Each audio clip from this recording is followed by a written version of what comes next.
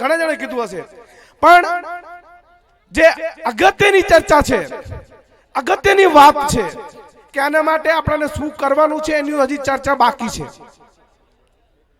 તો જ્યાં કને બહુ ધ્યાનથી સાંભળજો જે હું કહેવા જઈ રહ્યો છું, બહુ ધ્યાનથી સાંભળજો. આ સભા મહત્વની નથી, પણ આના પાછળ જે કાર્ય કરવાનું છે એ બહુ મહત્વનું છે.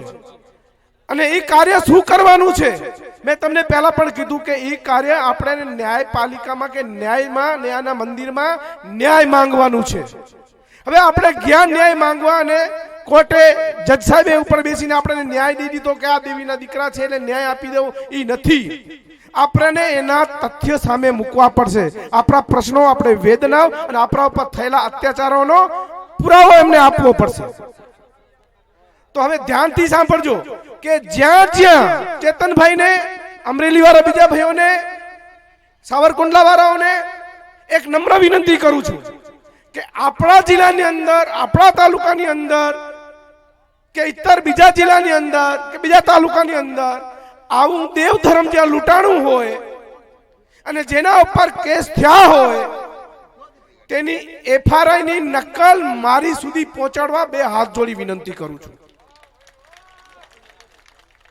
જેના સામે આ કાયદેસરની કાર્યવાહી કરવામાં આવી હોય એવા વ્યક્તિઓ જે પોલીસમાં, જે થાણામાં કાયદેસરની કાર્યવાહી કરવામાં આવી હોય ને FRI નોંધાયેલી હોય, એ વ્યક્તિએ FRI ની કોપી મેળવી કરી પોલીસના ટ્રુ કોપી થયેલ, પ્રમાણિત થયેલ નકલ મારી પાસે પ્રકાશભાઈના માધ્યમથી, ચેતનભાઈના માધ્યમથી, કનુભાઈના માધ્યમથી, નાનજીભાઈના માધ્યમથી કે જેટલા પણ જે આગેવાનો હોય એના માધ્યમથી મારી સુધી પહોંચાડવા નમ્ર વિનંતી કરું છું. કારણ કે જે હું હાઈકોર્ટના વકીલને મળ્યો છું ત્યારે હાઈકોર્ટના વકીલે અમુક પ્રૂફો મારી પાસે માંગ્યા છે. લગભગ પ્રૂફો મેં પૂરા કરી લીધા છે. પણ જ્યાં જ્યાં આવો બનાવ બન્યો હોય, કદાચ જજ સાહેબ એમ કહી દે કે તમારા ઉપર અત્યાચાર કોણે કર્યો, શું તમારા ઉપર પ્રૂફ છે, લાવજો. તો તમે શું પ્રૂફ આપશો? હું કોર્ટમાં શું પ્રૂફ આપીશ? તો જ્યાં FRI ફાટી હોય, જ્યાં ધર્મ લૂંટાણું હોય, ત્યાંની FRI ની કોપી મહેરબાની કરીને કઢાવી લેજો. એ તમારું મોટામાં મોટું કામ છે. કોઈ ડરવાની જરૂર નથી. તમારા ઉપર ત્યાં કેસ ચાલશે નહીં, તમને કોઈ બોલાવશે નહીં, તમને તારીખ પડશે નહીં. એ કોઈ પણ ડર ન રાખજો. તો મહેરબાની કરીને હમણાં બે ચાર બનાવ બન્યા, બે ચાર વિડિયા બન્યા છે, એની કોપીઓ મેળવી લેજો. જ્યાં લાગતા વરગતા હોય, આજુબાજુ વાળા હોય, જે માણસ ડરતો હોય તો એની પાસે 4-5 પંચના માણસો જાય અને એની પાસેથી જઈને એને જ્ઞાન નોલેજ ન હોય તો વકીલની સલાહ લઈ લેવાની. વકીલ ન મળે તો આપણે પોલીસ ચોકીમાં જે આપણે લાગતા વરગતા હોય થાણે જવાનું.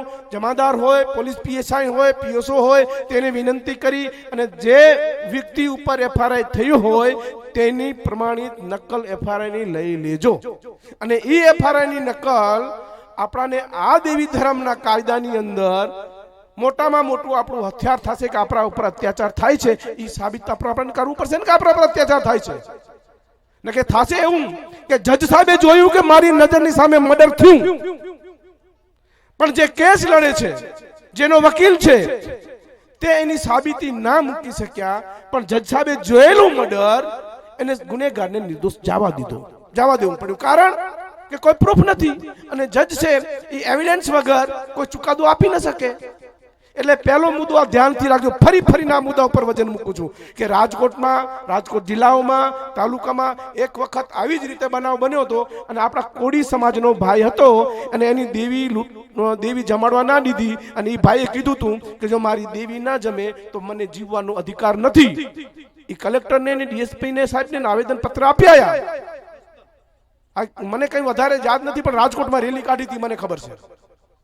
પછી જ્યારે આ આવેદન પત્ર આપી દીધું, 4-5 દિવસની મુદત માંગી, પણ કલેક્ટર સાહેબે અને DSP સાહેબે તો એવું માન્યું કે નહીં, આ તો એક સાધારણ લેટર આપ્યો છે ને આવું થોડું કરતો હશે. અને ઈ કોડીભાઈ 5 લીટર કેરોસીન છાંટી અને એને જાહેરમાં. આના માટે રાજકોટમાં રેલી કાઢી હતી. એ રેલીમાં હું કચ્છમાંથી ત્યારે પણ આવ્યો હતો અને ત્યારે પણ મેં કીધું હતું કે સંગઠિત જ્યાં સુધી નહીં થઈએ, અવાજ નહીં ઉપાડીએ, જરૂર પડે તો જેલ ભરો આંદોલન નહીં કરીએ તો આ ન્યાય નહીં મળે. પ્રકાશભાઈએ વાત કરી કે પ્રસાદી ખાવી હોય તો લેનો લાગી જાય અને ખાખી વર્દી ભાળો. અરે ખાખી વર્દી એક જેના માટે છે? આપણાને